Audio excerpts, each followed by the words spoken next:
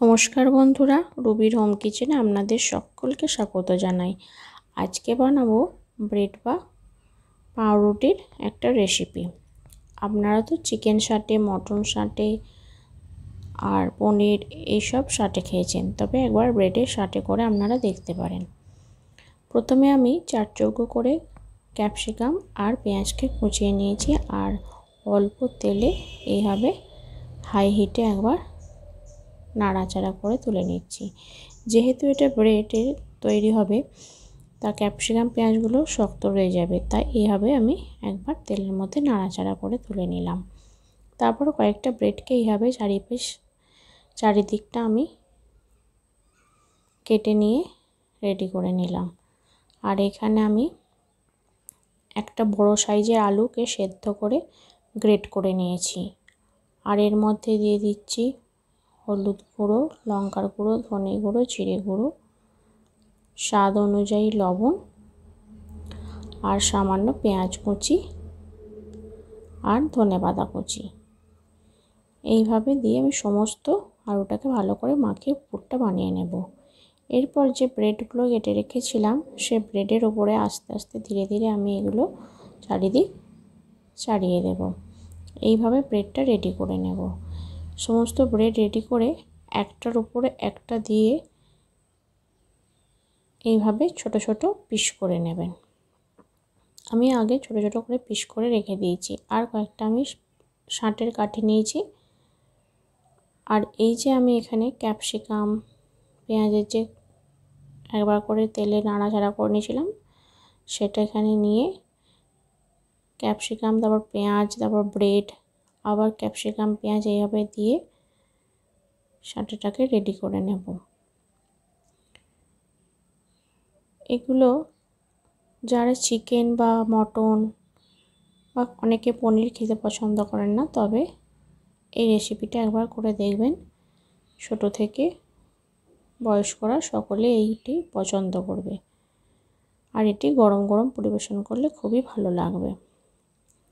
প্রথমে আমি এখানে একটা ডিম নিয়ে নিলাম। এই ডিমের মধ্যে আমি দিয়ে নেব 3 চামচ মতো কর্নফ্লাওয়ার।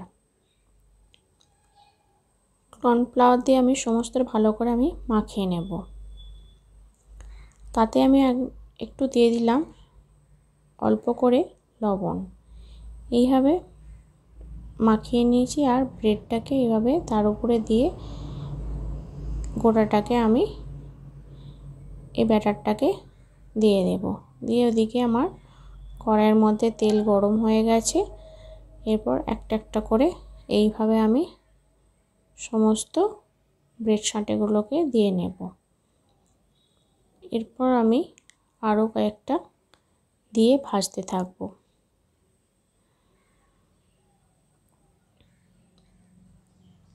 সমস্ত পুরটাকে ভালো করে মাখিয়ে নিলে ভালো হয়। তবে ব্রেড যেহেতু খুব নরম হয়ে যায়, তাই বেশিক্ষণ এই ব্যাটারের মধ্যে রেখে দেবেন না। খুব তাড়াতাড়ি ব্যাটারটিকে মাখিয়ে তেলের মধ্যে ছেড়ে দেবেন। আমি অল্প তেলের মধ্যে এটাকে ভেজে নিচ্ছি। আপনারা চাইলে ডিপ ফ্রাই করতে পারেন, তবে ব্রেড যেহেতু অল্প তেল দিয়ে করাটাই ভালো। এভাবে আমি কয়েকটা শাঁটেকে রেডি করে নিয়েছি। আর উপর থেকে আমি এই যে ব্যাটারটা দিয়ে দিচ্ছি, যাতে সমস্তটা ভিতরে আর বাইরেও থেকে যায়। এইভাবে আমি মিডিয়াম আঁচের মধ্যে ভেজে নেব। খুব হাই দেব না, কারণ হাই হিটে ভাজলে ব্রেড যেহেতু খুব নরম, তাই এটি তাওয়ার মধ্যে লেগে যেতে পারে। এইভাবে আমি শাঁটেগুলোকে রেডি করে নিলাম। দেখুন বন্ধুরা, এভাবে যে লাল লাল হয়ে গেলে তুলে ফেলবেন। এদিক ওদিক করে সমস্ত দিক ভালো করে ভেজে তুলে নেবেন। প্রায় ভাজা হয়ে এসছে। এক পিঠ উল্টানোর পর আর এক পিঠ আমি উল্টে দিয়েছি।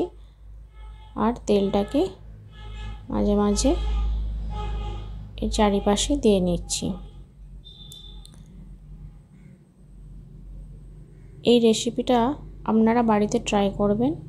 আর বাচ্চারা যদি খুব বায়না করে চিকেনের সাথে বা পনির সাথে খাবে, তবে এই রেসিপিটা করে দিলে তাদের মন্দ লাগবে না, তারা অনায়াসেই তারা খেয়ে নেবে আর আনন্দ পাবে।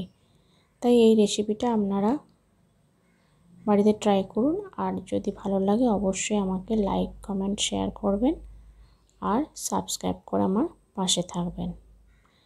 বেশ কয়েক মিনিট উল্টে পাল্টে দেওয়ার পর ভাজা হয়ে গেছে। আস্তে আস্তে আমি এগুলোকে তুলে নিতে থাকবো। এগুলো আমি ধীরে ধীরে তুলে নিচ্ছি আর প্লেটের মধ্যে আমি সাজিয়ে নেব। দেখুন বন্ধুরা, এইভাবে আমি প্লেটের মধ্যে সমস্ত সাঁটেগুলোকে তুলে নিয়েছি। যদি ভালো লাগে অবশ্যই আমাকে সাবস্ক্রাইব করবেন আর কমেন্ট করে জানাবেন এই রেসিপিটা আপনাদের কেমন লাগলো।